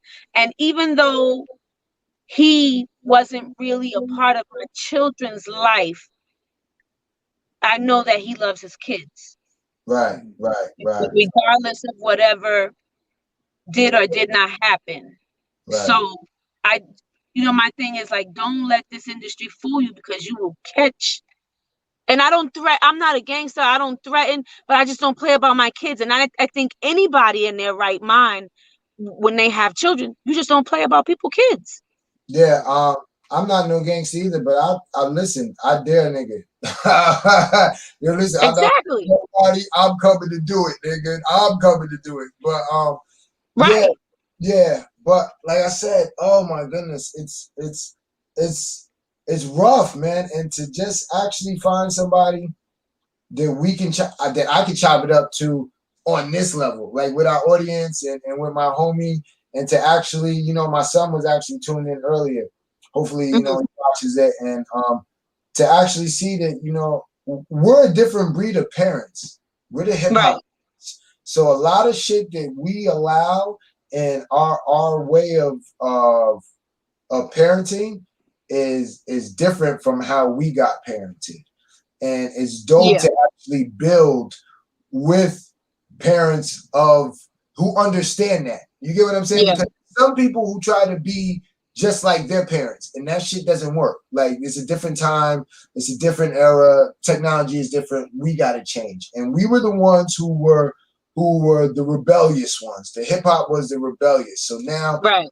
our parenting is different. We're more accepting because our parents didn't accept some of the shit that we wanted. You get what I'm saying? Like, my mom kept me in straight leg pants for dumb long. You get what I'm saying? You know, I mean, I'm keeping it a buck. You know, listen, I had the sharpest motherfucking crease in high school, my nigga. So it was like, Right. yeah, but that was mom not wanting to let go. Now, you know, now with me with my kids, I know how that felt. So now it's kind of like, go ahead, do you, you know. But Hmm. like I said, it's always dope to speak to somebody on a different level of hip hop talk, Right. because it's all hip hop, you know what I'm saying? But I it's more, definitely am. yeah, and it's Definitely. like I said, Susie told me about you coming on. I was just so hyped. I've been talking to you about my wife. I've been watching all your interviews, and I'm glad we got to make it happen. I'm glad Hmm. I I'm got glad I was able to finally connect, even though y'all can hardly see me. no, I Nah, know you can see the cars passing by. no. yeah, Listen, it's all I good. was telling Shad, I'm like, yo, she's having problems. Then I'm like, yo, maybe we gonna have to do a phone thing. And then when you hit me and you send me the picture, I'm like, oh, she's right there, Shad. Like we was talking about Yeah, like the view. it wasn't letting me pass that point. Like I kept Yeah, hitting it and then it would like freeze. And I'm like, yo, what yeah, is going on? You know, yeah. I tried. I tried. No, But no, but you know no, no. what's dope? Now you know Yeah, what's dope about it is because as you were doing it, I'm telling the people like because I'm talking to you and I'm like, yo, shot, so they get to see the realness of it, and I think that's the beauty about the whole podcast thing. Because even Yeah. I was watching you the other day when you was doing the podcast and I was kind of commenting, you was responding, and that's the beauty of it because it's real time. Right. Yeah. yeah, You know what I And mean? you're yeah. in People that get to moment. You're in that right, moment. Yeah. right, and that's the beauty Hmm. of it. So real quick, because I know you're real, I know you're busy. No, I'm What's good. I made time for you guys. I'm just mad that I couldn't connect earlier. so That's all good. what's next? What you working on now? What's next? How because all right, just real quick, we just did an event last week with we had Amadeus on from Oh, Bad I Boy know Hitmakers on. Amadeus. Yeah. Yeah, we had and the week actually the month before that we had Jimmy Kendricks on and we had Phantom of the Beat. We did a producer event. And these guys had a chance to move on to the next event with Amadeus, where Amadeus was looking to sign these independent producers. And he actually picked 3 producers that he's gonna work with and do something with. So we're Okay, actually that's dope. Yeah, we're working on an event now where we're gonna do at the end of the month with independent artists, to where we're gonna do like, we're gonna call it the pandemic pop off, where they're gonna be able to come on the show and perform. You know Okay. what I mean? So what we're looking for is maybe to reach out to some people that we know to afford these guys the opportunity of an artist who the people pick. We're gonna let the people pick, not up to us, who they thought killed it that night, to get opportunity, maybe an interview, maybe to get to work with Jimmy or Phantom or whatever. What do you think about something like that? Well, I have my podcast. I moved. I'm no longer in New York, so I live in Charlotte, North Carolina now. Okay. And I was working for Power 98 down here, which is a popular, it's like breakfast, it's like Power 105 in New York. It's Power 98 down here. So I was working with the morning crew, which is No Limit Larry and the Morning Madhouse. Larry is a good friend of mine. Larry created the CNVA 107.5 FM.com podcast, and it's different podcasts on there. And he has his own show. He has the Radio Ready events, and he has the Let Me Talk podcast. And then I'm on, which is Gossip Time Radio, each and every Thursday from 8 to 10 p.m. And being that I'm new to Charlotte, North Carolina, I've been interviewing everybody, like from entrepreneurs to artists, even old school artists. Special Ed lives out here. Special Ed is a good friend of mine. He lives out here. DJ SNS lives out here, like within 15 minutes from where I live. Yeah. So I'm able to reach out. I love talking to unsigned artists who really have dope music. Like there's artists like out here that's, first of all, the baby's out here. You know what I'm Yeah. saying? He's doing big things. You have Queen Low, you have Tats, you have Nia Nicole, you have Taco Bay. There's so many artists out here that are like really dope, and I love seeing them, because I'm in my 40s. So I love to see these people in their 20s and what they got going on and the talent that they have and what they're trying to do. You understand? So I'm all for it. I'll do an interview, even if it's a phoner. You know what I'm Nah, saying? I just had Drag um on my podcast a few weeks ago. I've had Jack Thriller on Jack Thriller is a great friend of mine. I had him clear up the rumors because it was around a time where that guy approached 50 for the second time about yeah. his music. And everybody was saying that Jack Thriller was the one that gave the guy the information, and the guy paid Jack Thriller to find out if it. And I had Jack Thriller on the phone, just clearing everything up. I had Shaheem. I've had Shaheem. Actually, that's Special Ed calling me now. Nah, I had Shaheem on my podcast. So, I've had a lot of great interviews. Even on This Is 50, you could catch my interviews on there as well. I still rock with 50 Heavy. That's my guy. yo, Nah, Viv. that's dope. Yo, Ah, Vic, hold on, Sha. I'm gonna need a favor. I'm gonna need you to tell SNS stop playing me and come on the show already. Hit him up multiple times. Yo, you it's might like, have to go through his wife, Shauna. She handles his stuff. oh, okay, nah, because he's seen it. He's like, okay, we'll work something out. And then, he's busy. Everybody's busy. Like, life just Yeah. catches us, you know what I mean? And then you'll see he'll comment like, all right, and then he won't hit me. And I'm like, damn. Like, I told him a message joking around the other day. I'm like, yo, I'm going to have to pop up because I'm in Florida. I'm like, yo, I'll drive over there. You know what I'm saying? And he put like Right. the smiley face and shit. I'm like, yeah. I'm like, but yeah, in these times, it's so difficult. Even when we invite the bigger names on and they come on, they're like, yo, with you guys, because I'm in Florida, he's in New York, you in North Carolina. Mm-hmm. So to be able to bring it all on like this, they're like, yo, it's crazy because not a lot of people are doing this type of thing. They want you to come to them. And with the COVID, I'm not going next to nobody right now. Right. Well, see, that's the thing. I'm trying to, because we're in phase 3 where everything is starting to open back up here in Charlotte. So things have been, and I work in the hospital.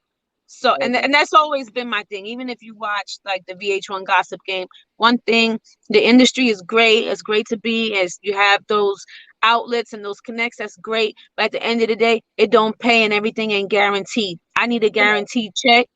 I have kids I gotta feed. I need benefits. You know what I'm saying? That's number one. The industry don't have benefits. You grind for all the money that you make.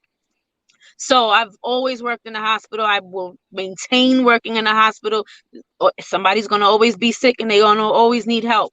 So to me, and even with this COVID, I've had overtime like crazy. So I'm good and I'm blessed and I thank God behind that.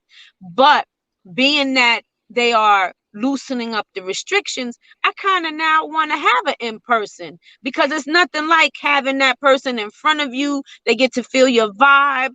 You understand what I'm saying? You get real reaction. If people get comfortable with you, you know, they talk more.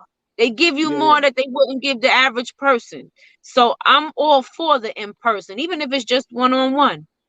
Viv, check this out real quick. Mm-hmm. I was just down there. I'm trying to get to Greensboro, but my man told me Charlotte was popping. They said Charlotte is on the move. So I was checking the stats. I was supposed to be down there in April, but COVID ended up popping off. And it's funny because I know a few people that work down in the radio station down there too. And I did FM radio up here. And Mm-hmm. that was my main thing. So now I got a plug in the NC because I'm gonna be down there before. I'm gonna be out there before next summer. So Okay. nah, it's definitely listen, North Carolina is where it's at. People, if y'all tuned in and y'all don't know North It Carolina, is. It is. tell them North Carolina about to be how Atlanta was 10 years ago. Like they don't even No, understand. no, no. It's a real serious thing. Charlotte, North Carolina, I will say it's affordable living. You could work at Walmart. Yeah, And I'm not taking nothing away from people that work at Walmart, because whatever you do to support your family, I'm all for it. But right. what I'm trying to make an example is you can have a job such as Walmart and own a house and have a car and still have money to, hey, if you want to go out to eat once a week, you can still do that. I Yeah. couldn't do that in New York, and I worked 2 jobs. Tell them I it's was doing the expensive to be in videos, New I York. was doing posting, I was working at the hospital, I was doing This Is 50, and I still had Medicaid and food stamps. Like, how? I Yeah. was struggling in New York. I'm glad that you're on the show and that you where you at, because when I tell people that, they're like, nah, I'm telling you, I'm like, yo, listen, it's expensive as shit in New York. And not only It that, is. we deal with a lot of entertainment people. So I'm like, yo, listen, right now, they buzzing. Like they ready to blast And they off. building like crazy. They're building. Like, All there's a lot of downtown grass and Charlotte. All trees. downtown Charlotte. I know it's going crazy. Yeah, no, I know. Yeah. I You know. know, you know what's crazy is because Mickey Fax was on the show a few months ago. He said the same thing. He's, yeah, I'm leaving New York. I just bought something in Florida, and I'm like, yo, I just got here too, because that was the same thing. Like I owned it. I owned in New York, but property taxes, all that shit is outrageous. And then I come over here It and is. I get 2 times the house for way cheaper. And Yeah. I was telling Shad, never in my life would I have thought I could buy a brand new house. Like I'm the first one to live in this house. We told them what Right. we wanted to do, and we come over here, and I'm like, yo, everybody worry about buying brand new cars. Like it didn't hit me until years later. I'm like, yo, I just bought a brand new house. Like, and Right. coming from where we come from, like I'm originally from Brooklyn, projects, Bushwick Avenue, Right. Nordstrom Ave, all that. You know what I'm saying? So you come from an area like that, you don't think none of this shit is possible because you don't think you're gonna make it out. Right. Exactly. Knowing that all you need is to find a job and you be straight. Right, right.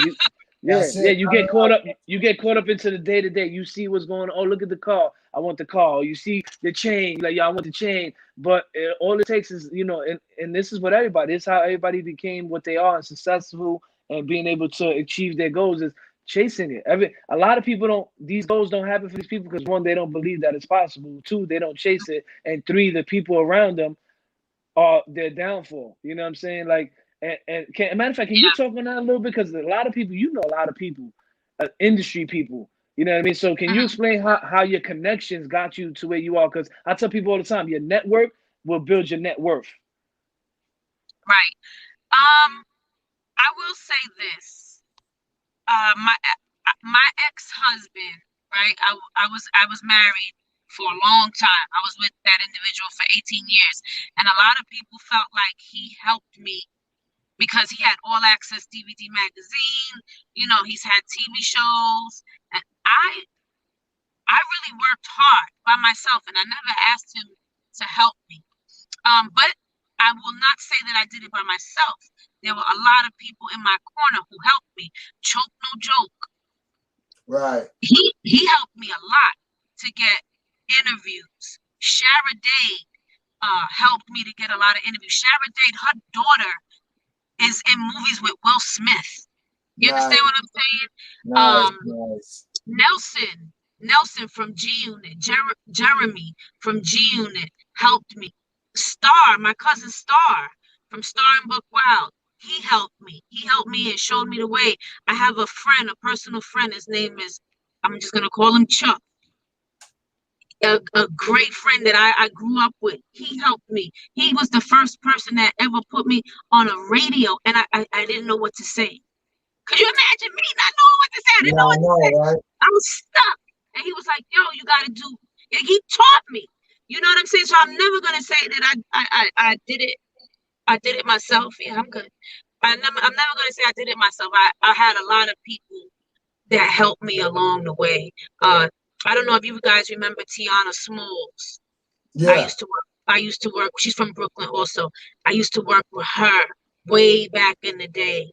Mano helped me. I knew Mano from before he was Mano and High Hater. You know what I'm saying? I watched him become a star. Like I remember Mano when he used to carry around a loose leaf, and in the loose leaf he had all the covers of the mixtapes and DVDs that he was on, and he was trying to get put on. Like I remember that. Right. You understand? So there's a lot of people that helped me. Angela Yee has helped me. Heineken has helped me. DJ Thorough has helped me. Anybody who ever came into my circle, who I was in their presence, I either learned from them and they helped me and I helped them, vice versa. Because vice versa, I've helped a lot of people too. But what you give out is what you get. So if you're helping people, of course that help is going to come in return. Absolutely. It's funny that you just gave the best gem ever though, because it's like I tell people all the time, not one person does anything by themselves. There's always people behind them that put them to the forefront. We was actually just talking about that earlier. A lot of these artists who are going viral and doing these things is because the people around them, people are believing in them, people are sharing it, people are liking it, people are helping them without knowing that they're helping them, because there's a different era we living in now, the social media. So a like is really helping somebody, because these people are looking at these numbers no more. It's not really, it's not really the talent that's driving people no more. So that was a real gem right there that you just passed out. Yeah. You're welcome. No. Because a lot of these artists with this internet shit and them being able to go to their closet and record or set up a studio in their house and make beats or whatever, they think they could do it all themselves. They want to be the engineer, they want to be the artist, they want to be the producer, they want to be the video guy. They want to be Kanye. Yeah. Which you wanna know how to do everything, but you want to build a team around you to be able to say, yo, all right, you go do the marketing, you go do the video, you do this, so I can focus on this. You know what I mean? And which would take them a lot of places, but the I and the egos get involved and they think they're the next Soldier Boy, like they're gonna post some shit and they're gonna go crazy because of the internet, and it just messes up a lot of people's heads. Yeah. Well, I've always said this. Never judge a person for who they are today, because you never know who they're gonna be tomorrow. And I've seen a lot of people get shitted on. A lot of people. And now those people that were shitted on have top ranking positions in the industry. Why? Because they stayed consistent and they always kept doing whatever it is they was doing, and it worked for them. And it's true what they say, the person you diss on your way up is the person you're gonna see on your way down. And it's a fact. It's a fact. I know you done seen it 100 million times. Yo, real quick, who was the craziest person you ever interviewed? Like the most wildest interview? Okay, so get into it. Get into it. Y'all know the Coco Brothers, Tech and Steel. Yes, yup. Right. They were part of the boot camp clique back in the day. And Tech and Steel were invited up to This Is 50. Okay. This was about one of the craziest interviews I've ever had. And, up at This Is 50, it wasn't just me. It was Heineken and it was DJ Thorough. And Steel was a little, he was drinking that hen dog. And he was a little... he was a little litty, but also we had DJ Red Alert up there, and we had Drez from Black Sheep up there. all together. So it was really cool. But I don't know what Heineken asked Steele. It was a question about drink. I don't remember exactly to the tune of what that question was, but Steele took offense to the question. And the whole interview turned left. And I remember Steele and Heineken were like face to face, like, and I was like, oh, are they about to fight at G Unit? Like, are they really about to fight in this studio? And then Tech got in the middle of it. And then Red Alert was like, nah, it's just a question. You know, it's all good. It's all love. But it changed the whole mood of what was going on in the studio. And I always remind Heineken of this. Like, you remember that time? And because it's so memorable to me. And to me, that was one of the craziest. And that's when I knew, like, all right, we got to understand who the people are when they come up here, what works and what works. You understand? Yeah, no. Yeah.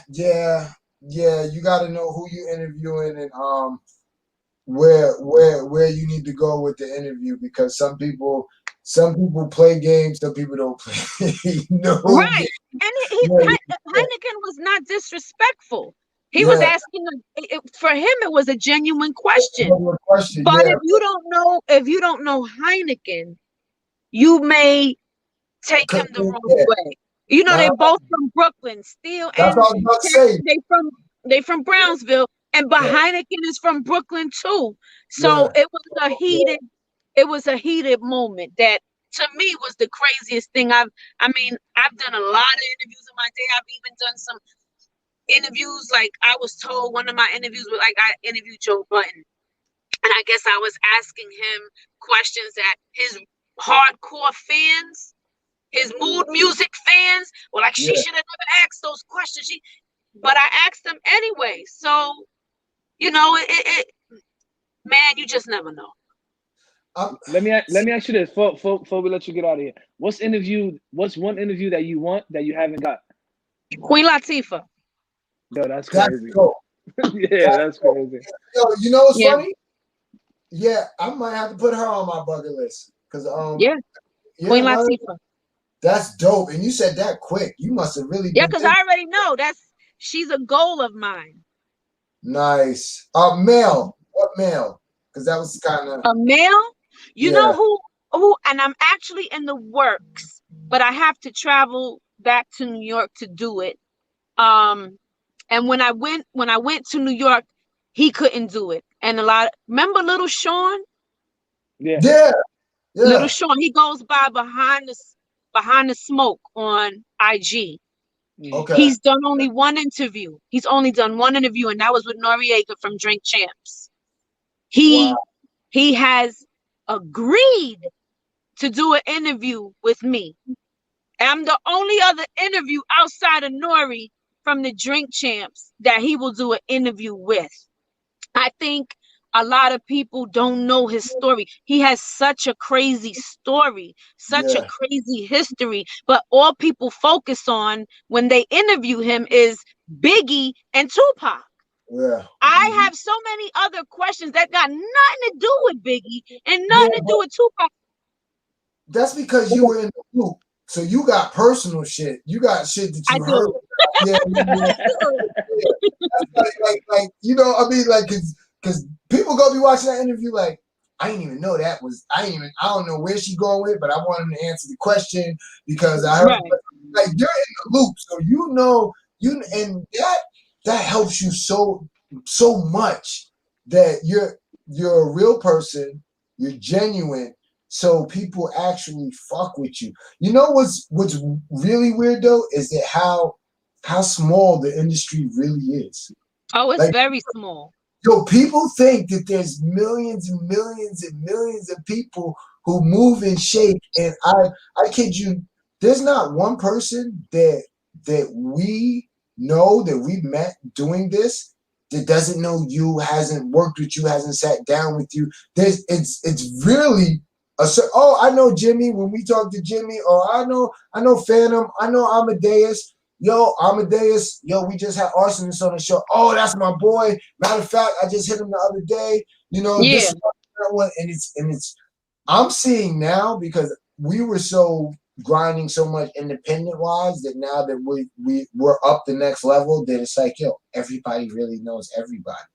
And it's like, Yeah. you know, I'm trying to figure out like, damn, how the fuck is she getting to know this one and that one? And then Nah, she's you know what's crazy? I was just talking to I just got off the phone with Amadeus probably like 2 hours ago, and I was like, yeah, we're gonna interview Gossip Viv tonight. He said, oh, that's my homegirl, and I'm like, yeah, I would know, I would think you know, like I'm like, and I told him the same thing. I'm like, yo, this is becoming so small because even when I talk to Jimmy and Billy Dance and Terminology and all these guys, like we build relationships through the show, and I'm Right. telling them. Like we speak, and I'm like, yeah, I'm gonna do cat. Like we had Cassidy, and everybody like, oh, Cassidy, my man, you should have told me. And I'm like, well, why you didn't tell me? I didn't have to go through his friend's yeah, friend to get to him. Like, you know what I mean? Right. But Cassidy is the homie. I've interviewed Cassidy about 3 times, and DJ Thorough, who's a very good friend of mine, of course, we work together on This Is 50, is Cassidy's DJ. yeah, yeah. nice, Nah, nice. It's Yo, Cassidy came always, on. it's always, I feel like it's always, I don't remember what the number is, the degrees, 7 degrees of separation or 6 degrees of Yeah, separation. always. Whatever that number is, it's a fact because I've known 50 for years now, but me and him grew up together and didn't know it. Like I don't Wow. remember him. I don't remember him back in the day, but I knew all the people that he rolled with. Yeah. Because my friends dated his homeboys, or or whatever. We went in passing on God Brewer where he used to, you know what I'm saying? So it's crazy the connection. And now No. that we're older, it's like, what? You knew those people? I grew Yeah. up with them. I grew up with them too, but we just didn't never meet each other. It's crazy. Absolutely. It's funny that's how because that's what that's I what told happened with Amadeus Lloyd. too. Yeah, That's I what happened told with Lloyd. Amadeus. I'm like, yo, Yeah. Mhm. why you didn't link me with Gossip Viv before? He said, yo, you never asked. I'm like, damn, homie, like we speak probably like once every 2 weeks. You never told me, and that's one thing. And my wife tells me all the time, say, yo, Amadeus is really cool. We had him up yo, at This Is 50 also. he's Yo, that real is down to earth, real humble. But my yeah. wife Yeah. tells me, she's like, yo, you know all these people, you building these relationships. Why don't you ask them to link you with this one? I'm like, nah, that's not how God intended this. Like, if it's gonna happen, it's gonna Well, happen. I see like this. Amadeus is extremely humble. He's somebody who's worked with freaking J-Lo. You understand what I'm Yeah. saying? Right, right. And I love Amadeus. He has a humble spirit, and he's a good dude. But I also feel for you, because I'm listening to what you're saying, that saying closed mouths don't get fed is it's a real statement. You're never gonna know unless you ask. And I know sometimes with pride, we're like, Yeah. oh, we want to network, we want to create that relationship for ourselves so we don't have to go through nobody else. But sometimes you have to ask. There's plenty of things that I'm like, yo, Inch, I'm gonna need Yeah. that hookup. Hook me up with so and so because I need that interview. And you just gotta get over it, because the worst thing they could say is, nah, I can't do that. Yeah. Fuck with you. I can't do it. And that's crazy. Right. Yo, See what I'm talking about? you the Go second person to tell me that, because Jimmy said the same thing. He said, yo, he said, anybody I know you got. And I'm like, yo, but it's kind of unless you offer it for me to ask is kind of what you call it. But as I'm building with them more and more, the stuff Mhm. they're throwing my way is making me put my guard down as well. Because I'm like, damn, this guy wants to come on and do a event with us on our show, and he's Jimmy fucking Kendricks. Like he's worked with Jay-Z. And like we could keep going. Patty LaBelle, like we could go on and on and on. I'm like, damn, but I got this guy's number. Like that's astonishing to me, and it amazes me. I go to sleep at night like, damn, I can't believe these people that I know and are talking to, but I'm Smo Joe that builds fucking bathrooms and manages 40 people. Like, you know what I'm saying? And it's Mhm. crazy. You know what's crazy? When I first got in the industry, I used to feel like that. Like I remember when Eric Sermon gave me his number, his actual cell phone number, and this was years ago. I had to be like 26 or 27. I'm in my mid 40s now. But when he gave me a cell phone, and I remember this is somebody I grew up listening to, Eric Sermon, EPMD, and now we're friends. You know what I'm saying? We're yeah. friends. Like Yeah. he'll call me, yo, Viv, you good? Everything good? All right, cool. Parrish has been to my home. You know what I'm saying? His Nice. kids have played with my kids. So I think after a while, that'll fade. You'll be like, nah, it'll be just like a regular person, like, oh, I'm a Days. Yeah, yeah, yeah. Yeah. I mean, it's getting into that now because like I said, he called me today, and I'm like, damn, I wasn't supposed to talk to you till next week, and he's like, now I had to hit you up, King, see what's going on, and I'm like, damn, this shit is like it's becoming real. You know what I mean? As it moves and it's getting better and better, it becomes real. Like even when I reached out to you at first, before I hit send, I'm like, I said a little prayer and I'm like, yo, let's see if it happens. You responded. You probably responded the quickest, and then asked me who I've worked with. You know what I mean? And that meant a lot to me because a lot of artists were like, oh, so who you had on? And I'm like, damn, if I got a name drop, it ain't genuine. You know what I mean? Like it ain't real. Yeah. Yeah, I mean, like again, I live by the saying, you don't judge somebody for who they are today because you never know. So when people reach out to me for interviews, I'm like, yo, let's do it. As long as the time and the date works for me, I don't got nothing to do with my kids. I'm all for it because then you get to know me and I get to know you. You understand what I'm saying? And if you may have somebody on it I might not have interviewed. Yo, let me get that number. You know what I'm saying? Or whatever, or vice versa. You may want somebody. I may not be able to give you the number. I may was like, let me make that call. Let me put y'all on three-way and y'all can work that out. You never know. So I never turn down interviews. Now, what I do turn down is people who hit me up in my DM asking for free advice. I'd be like, nah. Yeah, that's crazy. Yeah. Or less the best one, which I get all the time, is let's network. And I say to them, I'm like, all right, what's a network? Because to me, a networking partnership is you get something out of the deal, I get something out of the deal. Absolutely. More than 90% of the time, it's less than 2% that I get anything out of the deal. The other person is getting everything, and I'm not getting nothing. And that's how I weed out the phonies. Yeah. Hold on, just to let you know, we did a special night just for you. When I hit you up and you said you couldn't do Wednesday, I'm like, well, let's do Friday. And when you said, yeah, I hit shot, I'm like, yo, we doing another night because normally we go Wednesday nights and we stick to Wednesday night. And Sha was like, well, she just made my goal come true. And I'm like, what are you talking about? He's like, well, I wanted to do 2 nights a week, and you kept saying no. And the goal came true because now we're gonna go 2 nights a week because of Gossip Viv. So that's right. That's right. Let them know. Viv, we fought. Like this nigga, I don't fight with nobody more than this guy right here. I mean, when I'm talking about we fought, it's like, all right, nigga, all right, click. Like, no. We were at it, back and forth. Yo, you not explaining it. Yo, you not hearing me. Yo, I'm talking about like two brothers ready to, and then just throw down. Yeah, to come back around, all it took was for you to say, I can't do Wednesday night.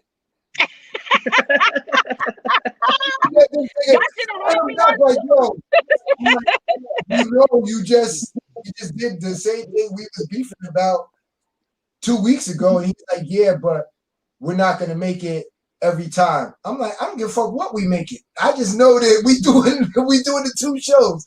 So right. you blessing us with this interview actually help us see and work things out a little bit better. So I'm definitely glad you agreed to it. I'm glad Wednesday. I'm glad that I got another one in the books. Chris, I'm sending over the invoice. She gonna have to send the invoice too, because this is possible because it was crazy. We're gonna figure it out. But Gossip Viv, we appreciate your we appreciate your time. We definitely appreciate your realness. You know what I mean? You paving the way for us to be able to even do this. And you taking the time out of your schedule to chop it up with us, man. I appreciate it. I definitely appreciate y'all for having me on. Check this out. Is it possible that we could get some signed books? If I buy the books and we send them to you, could you sign them and then send them back to us? Yeah. See, that's dope. That's dope. He said, see, that's dope. No. Listen, we don't have jerseys and shirts to be exchanging, but a book, that's kind of dope. Like nobody can say, yo, listen. You know what? You got signed, but I want an official signed copy. So yeah, I can do that. That's it'd be dope. I'm gonna hit you up. I'll hit you up probably tomorrow, sometime in the evening. And if you got a PO box or something, we'll send you some merch. I'll send you some shirts. Yeah. Okay.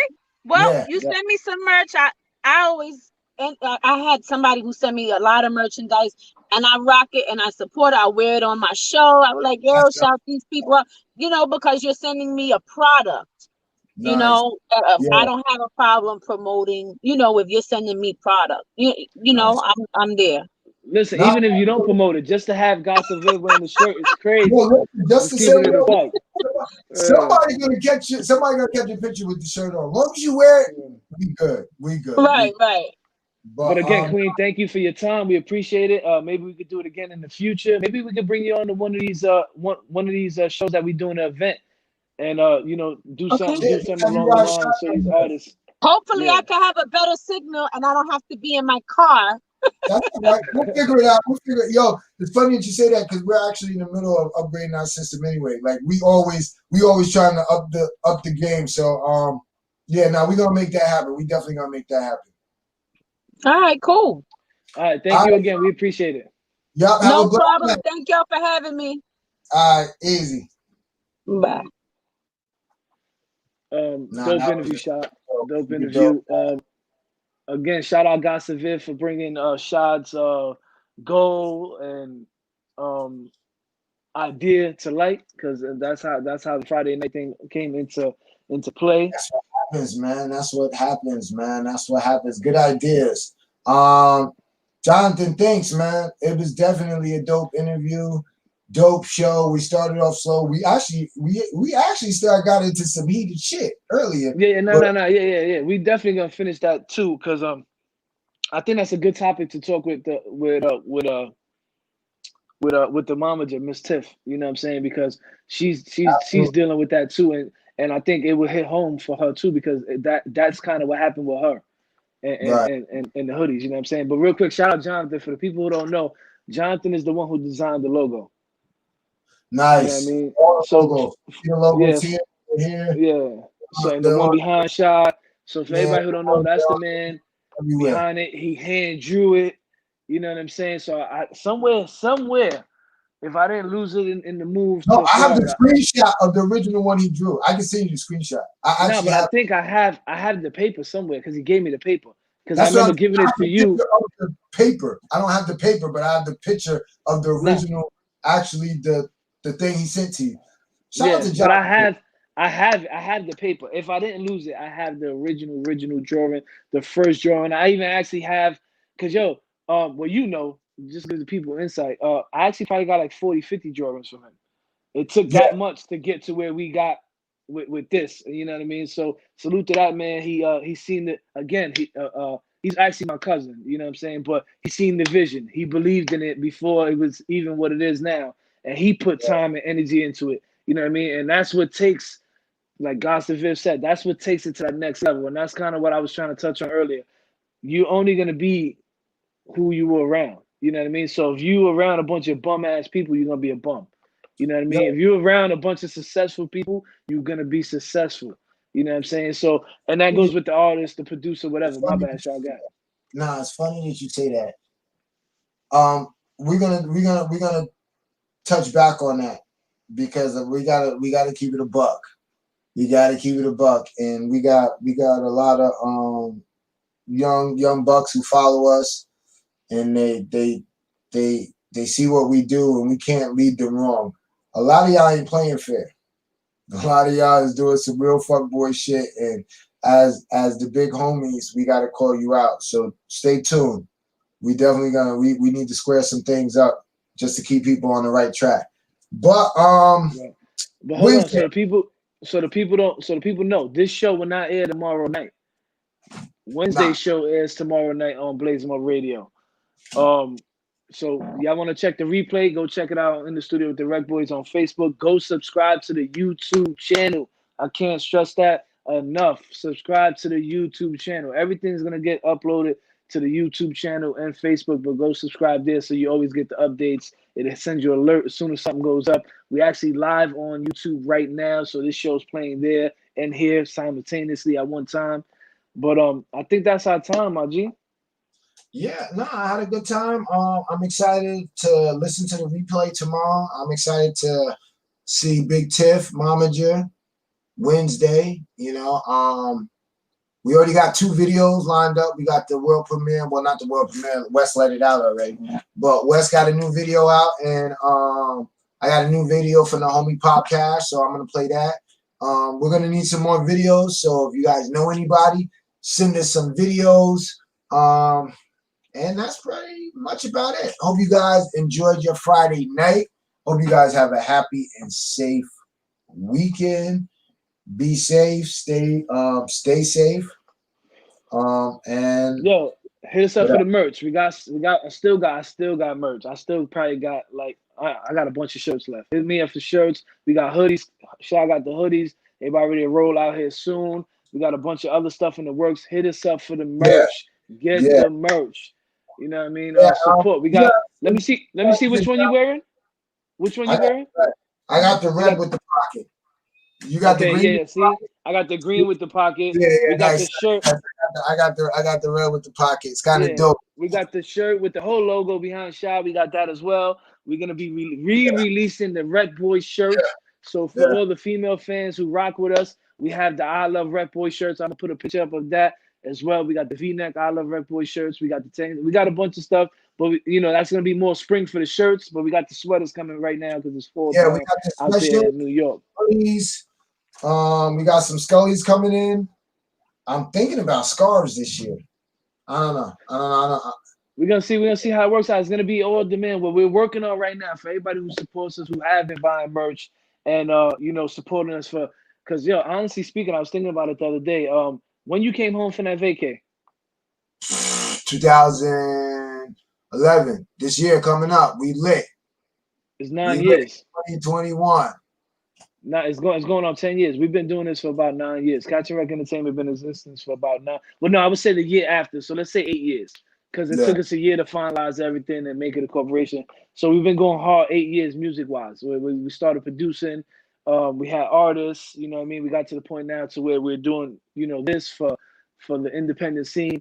So it's been a long time in the works to make it to where we at now. A lot of goals have been accomplished. A lot of things have been, worked on. And this is where we at now. So for us, personally, for me, and I'm sure for Shad, to see where we are now, to be involved with the individuals that we are now, to have the context that we have now, is crazy. And a matter of fact, I'm gonna hit Viv up tomorrow, and I'm definitely gonna press about that DJ SNS because homie been hit. Like, we've been in contact, you know what I'm saying? And it's like, yeah, but then you know what I mean. So I'm gonna see if she said closed mouths don't get fed. So we're gonna see how that works out. But my G, again, your goal came true tonight. We're gonna keep trying to press forward. Look, so when we do the second show, it's gonna be celebrities. You know what I mean? It's gonna be celebrities, people who have impact on the culture. Don't say celebrity. They're gonna be special guests. Special guests, yeah. People who have impact on the culture. Whether it be on the independent culture. So it could be business people. It could be actors, it could be models, it could be dancers, entrepreneurs, it could be whatever. And we are looking to bring more of those type of people on too. You know what I mean? Because a lot of people just think this is a music show, like in the studio is a music show. The whole idea of it was what we talk about when we in the studio. That's how the whole premises was. But in the premises of it, let's give, these independent entities a place to be heard and be seen. You know what I mean? So again, next week we got Miss Tiff coming on, Hoodie's Momager. Week after that, we got Molly Rainey. Week after that, we have the pandemic pop off. We will be releasing the names. Next week, we're releasing the names, right? Yeah, next week, nigga. Next week. Everything, Next week, the cat, everybody who's performing, we'll let that out. It's gonna be crazy. It's gonna be exciting. And you never know who's gonna pop up. That's the crazy part. You never know who's gonna pop up. It could be a guest performance. Excuse me. It could be a guest host. You never know. You know what I'm saying? So, and I'm gonna be hosting that night. So it's gonna be crazy. Shy gonna be on his DJ type crazy. It's not even DJ. It's like I don't even know how to play it. Let's say engineer / DJ. Does that work? I mean, they got DJs in the club. They have DJs that put window. Yeah, but it's kind of you kind of engineering the show, producing the show / DJing. So let's give you 3 hats. You know what I'm saying? So that's homie. I don't even wear it's 3. That's how it's going. I'll give you 3 lines in your eyebrow trying to wild out. How about that? Listen, That's all I get paid to do is show up and catch wreck. My business partner, he's like, yo, nigga, just show up and catch wreck, shut shit down, and then, you know, bring the bag back. So that's what we're gonna do. But Yeah, I'm excited about that. Shy to let the names out next week on the show. Be on the lookout for the next Blast Your Beats event. We're working on that right now. I'm gonna be putting out a post here soon, so producers can start sending some stuff in. Shad has another idea in the midst of all that we're gonna try to correlate together with the producers event. Be on the lookout for that info as well. But again, that's our time. Don't forget, subscribe to the YouTube page, In the Studio with the RecBoys. Hit like on In the Studio with the RecBoy page on Facebook. Check us out on Instagram, Catch a Rec Entertainment, INC. Just Google Catch a Rec, INC. Everything we do will pop up right there. And we appreciate y'all, man. Yeah, you already know. Till Wednesday, we out. All right. Deuces. Easy.